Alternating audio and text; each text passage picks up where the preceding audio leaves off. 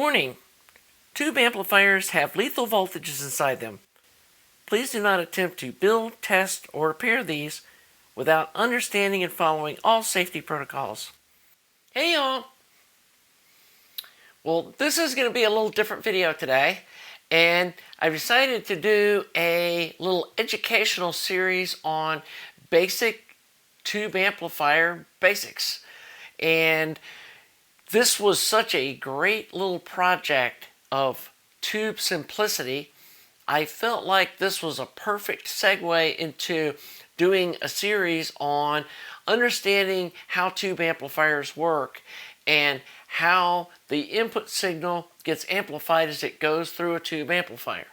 And given that this has a single triode, that's it. It would be a great way to introduce how tubes amplify voltage signals, the relationship between the cathode resistor and the cathode bypass capacitor, and all of that stuff. So without getting into too many spoilers, let's go ahead and jump into this first of our new educational series.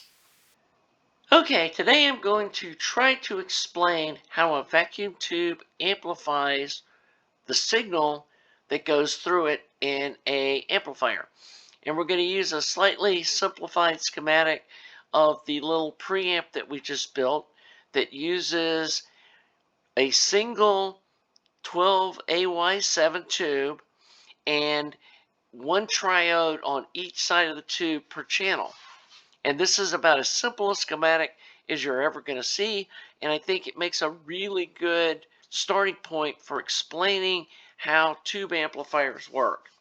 And as you move into the more complicated projects, it's basically just adding stages and complexity to this basic theory of why these work. So first of all, we need to understand that electricity is the flow of electrons. The easiest way for me to visualize this is thinking about that the negative side is a room full of people trying to get out, and they're looking for a place to go. And the positive side is the empty room that's calling for the electrons, hey guys, come over here. And so you have an excess of electrons on the negative side, and you have what's basically a vacuum or a charge that's attracting electrons on the positive side. So a vacuum tube is two plates of metal. They're put inside of a vacuum, so there's as little or no air molecules inside it as possible, which creates an environment that it doesn't take a lot for the electrons to jump across this gap. But it won't work until you apply some heat to the cathode. And that's what the heater's doing. Once you apply some heat and get this piece of metal good and warmed up, then the electrons that are coming in from the negative side are ready to go, and they start just boiling across this gap and over to the plate and to this positive side, which is where they're trying to get to. But until this plate's heated up, they can't get across this gap. So you can see in this situation where the cathode is really hot and the plate isn't, the electrons are only going to flow in this direction. They are not going to flow from here to the cathode. And what this has created is a diode. And this is how a rectifier works. And I'll go into explaining how a rectifier works another day. Today we're going to focus on the voltage amplification or signal amplification that an amplifier is doing using a tube.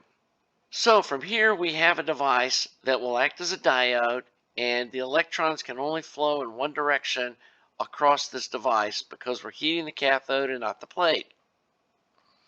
Well, they figured out they could insert a grid between these two elements and control the flow of electrons across the tube. And they do that by putting a negative charge on the grid, which reflects the electrons trying to come off of this cathode, because this also has too many electrons on it. And so it keeps the electrons from flowing across the tube. Now, the amount of negative voltage that's on this grid controls how many electrons do flow through the grid. And if it's a really low negative voltage or close to zero, then a lot of electrons can race across this tube. But if it's a really high negative voltage, then it shuts the tube off and no electrons can flow across it. And that's important to understand. This is what makes a vacuum tube able to amplify a signal. The other thing to understand is, you've been hearing me say that the vacuum tube controls the current, which it does. It doesn't control the voltage going across it, it controls the current going across it. But we can convert that into voltage change by using resistors. And let's look at this 12AY7 tube in this circuit. We have 280 volts here on this side, but we only see 140 volts here. That's because we've got this 100K resistor here that is putting resistance into the flow of the electrons. Now we can go to a little Ohm's law calculator, or you can calculate this by hand and figure out how many milliamps of current we have going across this tube. And tubes are rated by how many milliamps they can handle on the plate. And if you exceed that, bad things happen. Tube red plates, doesn't last long. So we do want to make sure that we stay within the design specs of the tube. So I did the math on this, and with 240 volts here and 140 volts here, we have a 140 volt drop across this 100K resistor, and it comes out to 1.4 milliamps. And likewise, if we calculate 1.4 milliamps going across this 1.2K resistor, we get 1.7 volts. So at idle, which is with no signal coming through, we have 1.4 milliamps, and this is our bias on the grid. Now you're probably wondering, it's like, how does a 1.7 volt positive on the cathode have anything to do with the grid voltage? Well, the grid voltage is referenced to the cathode, because the tube doesn't know anything except these wires that are hooked to it. And so if there's 1.7 volts positive here, and then our grid is going through this grid leak resistor to ground, that's referencing the grid to 0 volts, which is below this 1.7 volts. And so it's seeing 1.7 volts negative on the grid. And so when the electrons are trying to flow across this tube, with this being a negative voltage, some of the electrons are getting reflected back to the cathode and not going across the tube. So an important thing to understand is AC can sit on top of DC, and it normally does. We're used to thinking about our house current as 120 volts AC. It's going up and down across 0 volts. On an amplifier, that's rarely the case. This reference is usually either the bias voltage, the plate voltage, or it can be 0 volts, depending on where in the amplifier we're measuring it. So the main thing to understand too is, let's say on the grid, this is negative 1.7 volts. And let's say we have a 2 volt peak to peak signal. So it's going up 1 volt, down 1 volt, up 1 volt, down 1 volt. Then what the grid is actually doing is, when the signal's going positive, it's getting less negative. And so it'll go down to 0.7 volts. And then it'll go up to 2.7 volts. And then it'll go down to 0.7 volts. So that's what we've got going on here. The grid's going from less negative to more negative. So as this voltage swing is applied to the grid, When the signal goes 1 volt positive, the grid voltage, because it starts out at 1.7 volts negative, is now at 0.7 volts negative. This allows more electrons to flow across here. The current across the tube increases. We have a larger voltage drop across this plate load resistor, and this voltage drops. So as the signal goes positive, or what we're seeing on the grid is closer to zero or less negative, voltage on the other side of the plate load resistor drops, and so it inverts the signal. And conversely, when the AC voltage goes negative, this goes from 1.7 volts to 2.7 volts, less current's flowing across the tube, and this voltage goes up. So let's say that when this goes down to 0.7 volts, this voltage drops to 130 volts. When this goes to 2.7 volts, this goes up to 150 volts. So now what we've got going on is this 2 volt swing peak to peak turns into 20 volts peak to peak on the plate of this 12AY7 by virtue of this plate resistor. And without this plate load resistor, there would be no amplification, because it needs this voltage drop and this voltage varying because this resistor is in place as it's referenced the current that's flowing across the tube, which changes as the grid voltage changes. And I hope that makes sense. It's kind of complicated to think it through, but it's important to realize that the tube isn't actually changing the voltage. The current through the tube varies in relation to how negative the grid voltage is, and that change in current is converted into a voltage swing by virtue of the voltage drop across the plate load resistor. And again, we've also got a voltage change here, and we'll talk about that here in a minute. So now we've got this 20 volts peak to peak AC sitting here on the plate of this 12AY7, but the problem is this 20 volts peak to peak is swinging back and forth across 140 volts DC, and we do not want 140 volts on the output of this preamp. And that's where the coupling capacitor comes into play. And a coupling capacitor allows the AC to flow through it, but it blocks the DC. And I think I need to really wait and try to explain capacitors in another episode, but for now, just accept the fact that this 140 volts DC can't go through, but the 20 volts peak to peak AC can go across it. So now we have 20 volts peak to peak across the 0 volts here, which is the output, and it's 0 volts because, once again, like the grid, it's referenced to ground through this potentiometer, which is a 250K potentiometer. And so you can see that the DC is going to be referenced to this 0 volts ground.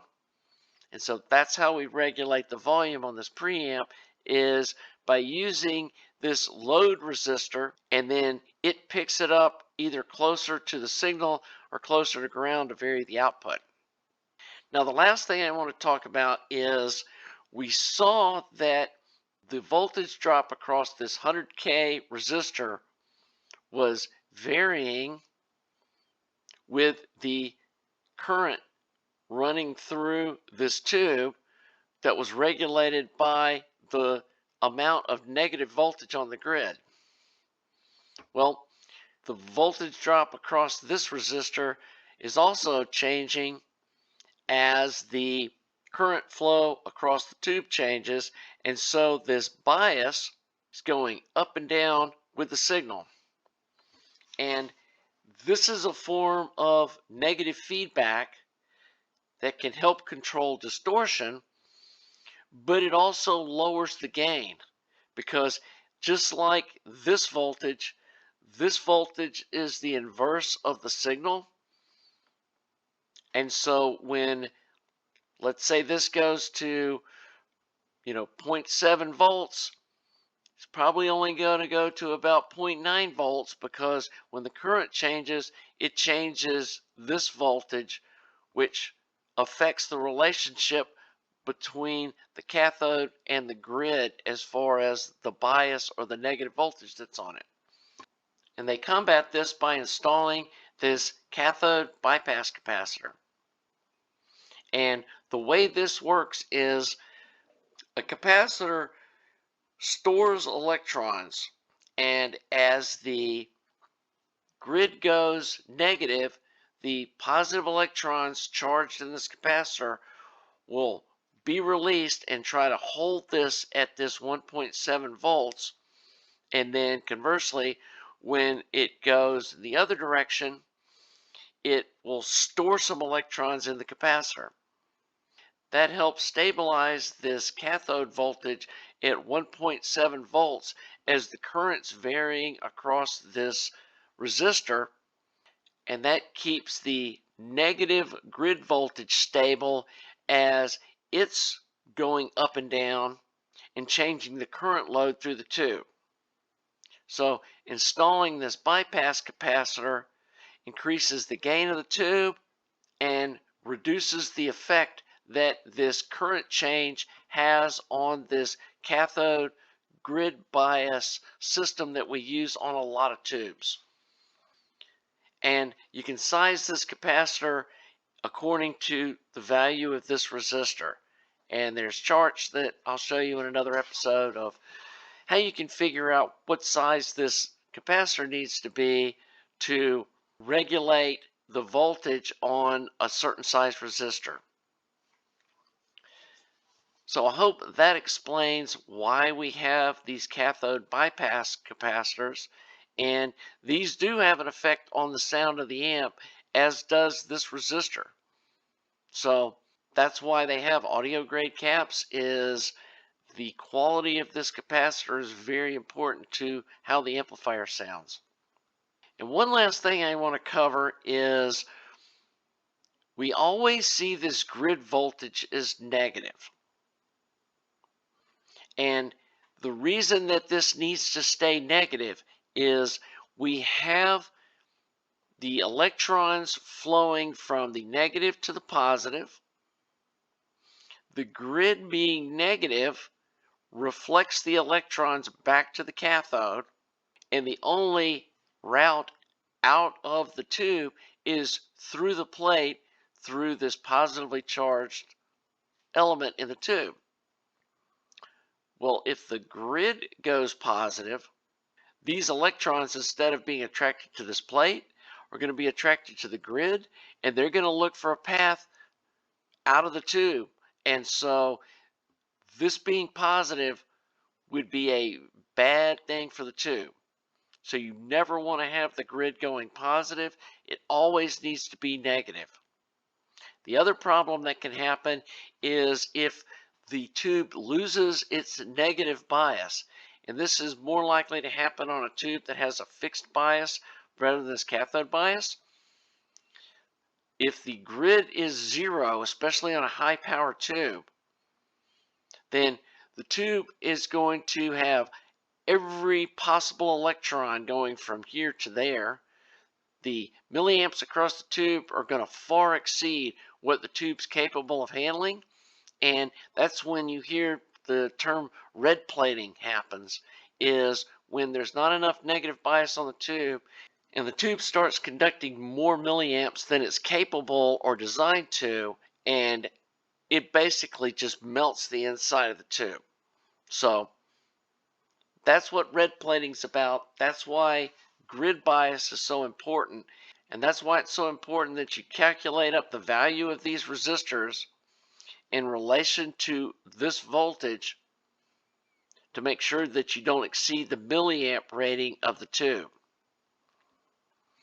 And one last thing to emphasize is When you see the max voltage rating of a tube, what they're talking about is the difference between this voltage and this voltage. This voltage isn't what you're worried about. It's this voltage here versus this voltage here. It's the voltage across the tube. If you've got a tube where you've got 280 volts here and then you've got 35 volts here, is the difference between the two. And so a lot of times people say, what's the voltage on the plate? You don't measure it from, here to ground or from here to ground. You measure it from the plate to the cathode, and that gives you the voltage across the tube. As you can see in this instance, we're nowhere near what this tube can handle. The only other voltage you have to be careful of is the voltage here on the cathode versus what the heaters are referenced to. And a lot of times the heaters are referenced to ground, or that's what the center tap's hooked up to, or the virtual center tap. I know in some projects you've heard me talk about elevating the heaters, and what we're doing there is we're connecting the center tap to a higher voltage than 0 so that the difference between the heater DC voltage reference and the cathode doesn't exceed what the tube can handle. And modern tubes can usually handle about 100 volts, but you need to look the specs up. Some of the early tubes can barely handle any voltage at all, so you have to be careful with that. Well, I hope you were able to learn something from this, and I really enjoy trying to help others understand things that are sometimes kind of complex and hard to understand, and that may not be like every atom of being perfect scientifically about how all this stuff works, but it's what I've gathered from this, from my own reading and studying and experimenting with tube amps, of how I understand how this works. And I tried to put this in terms that somebody that doesn't have a degree in engineering on working with electronics would be able to understand. And the main thing is to have a working knowledge and a grasp on what's going on, so that hopefully now you'll understand when we replace a cathode resistor and capacitor combo with an LED plus resistor, what exactly is going on and why it's important to have that constant voltage drop of the LED in the circuit, and why the bypass capacitor matters and what it's doing in the circuit, and how the negative feedback gets introduced when it's not in the circuit, or maybe you put half the value of the capacitor that it should be. There's lots of things you can play with that affect the tone and how the amp sounds, and understanding the why of it, even if you're experimenting around with values and just watching what the voltages are doing and stuff, which is how I learned this stuff, was just experimenting around, you can grasp what's going on. I know when I first started playing around with different plate load resistors, it was doing the opposite of what I expected. And now I've learned that you can't get more swing out of a tube than you have a voltage drop across the plate load resistor. So sometimes increasing the value of the plate load resistor, you'll end up with more voltage swing. And so those are the kind of things that are kind of counterintuitive, and like understanding how the signal gets inverted is helpful to understand like really what's going on inside these things that we're building. And I hope, like me, it's more than just taking a schematic that someone's put up online and building it exactly like that, that you will experiment around. And just because I published a schematic doesn't mean that that's the end of it and that's the best that it could be. Some people have written back and said, oh, we changed the value of the shade feedback resistor on the A12. Great. And I'm glad someone found one that worked better for them than the one that I put in mine. And that's what I hope all of you will do. And that's why I want to do this little education series. The next thing I want to do is try to explain how capacitors work. And I kind of sort of had an idea, but the light bulb finally went off about 6 months ago when I really got a good grasp on what a capacitor is doing and how it can be both a filter and it can also work as a coupling, and it can block DC, but it can smooth AC. And there's, it's a fascinating device. And I don't think a lot of people really grasp what it's doing. So I think the next time we'll kind of focus on that and then maybe talk about the different kinds of capacitors and how they're used, and hopefully educate and help some of you understand better what's going on in this fun hobby that we all share. So anyway, please leave in the comments if you like this new series. Obviously, we are going to get back on some DIY stuff, I promise. I've got... There's the output transformer for the 47 amp. I mean, I'm ready to go on this. I was looking at the chassis today and kind of laying some stuff out, so we're going to get going on that. But I really felt like this was something that's been missing from my channel, is more this education kind of piece. And I've seen other people do these kind of explanations, but hopefully I can do it in a way that's really down to earth, where people that, again, don't have an engineering background and don't have a degree in mathematics or whatever can grasp the concepts about what's going on here. So anyway, hope you're enjoying the channel. If you are, please subscribe, please like the video, and we'll see you soon for more tube amplifier education fun. Have a nice day.